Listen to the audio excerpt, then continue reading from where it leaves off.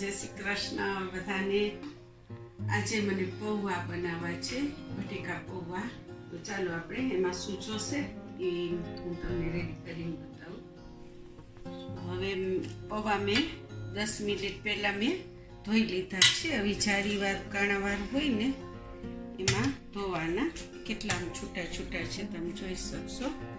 અને મેં 3 બટેકા બાફ્યા હતા, 1 મરચું લીધું છે, ધાણા લીધા છે. અને એમાં મને ટોપિક માટે જોશે સેવ, દાડમના બી, ડુંગળી, લીલી ચટણી, મીઠી ખજૂર આમલીની ચટણી, લીંબુ છે, સોલ્ટ છે અને આ સુગર છે. બટેકા પૌવા હોય એ પ્રમાણે આપણે ઓઇલ મૂકવાનું છે. જોશો મિત્રો, હવે આપણે તેલ આવી રહ્યું છે તો આપણે એમાં જીરું નાખશું. જીરું થોડુંક વધારે પડતું હોય તો ફાઇન લાગે.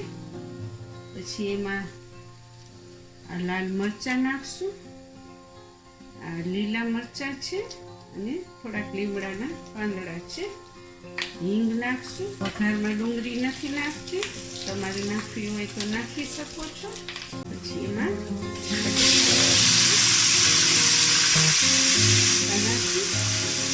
બટેકામાં ઓલરેડી નિમક નાખ્યું છે, સુગર નાખશું. બટેકાને થોડીક વાર લેવા દે. એમાં થોડીક કિસમિસ નાખું છું. થોડાક મને ધાણા ચડી જાય એટલા માટે હું ધાણા નાખું છું. થોડીક વાર બટેકાને આપણે ચડાવી દઈશું. લીંબુ નીચોશું.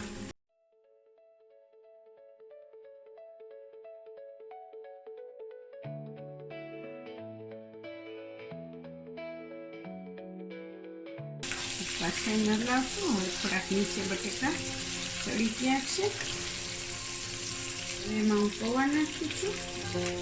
પૌવા તમે જોશો કે છૂટા છૂટા છે.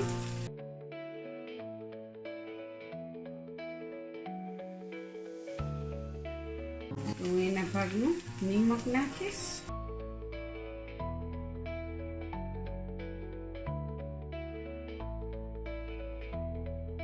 હવે તમે જોઈ શકો છો આપણા બટેકા પૌવા રેડી થઈ ગયા છે.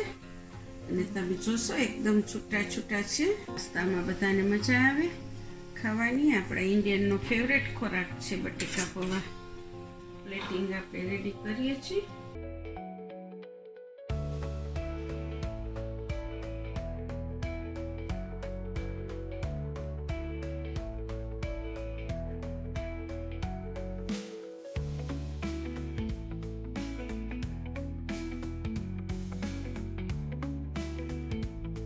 એમાં મીઠી ચટણી આપણે નાખશું, ખજૂર આમલીની, એટલે ટેસ્ટ ફાઇન આવે.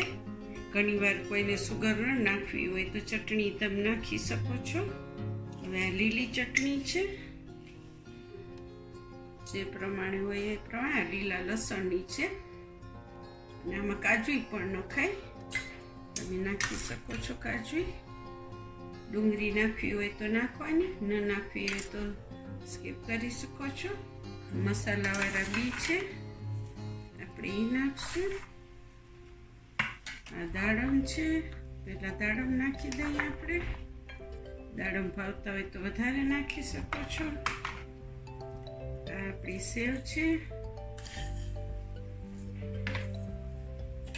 અને હવે આ ધાણા છે આપણા. જરૂરિયાત પ્રમાણે ભાવે એ પ્રમાણે નાખી શકો છો. તમે જોશો હું આવી રીતે ખમણીને એમાં ચીઝ નાખું છું.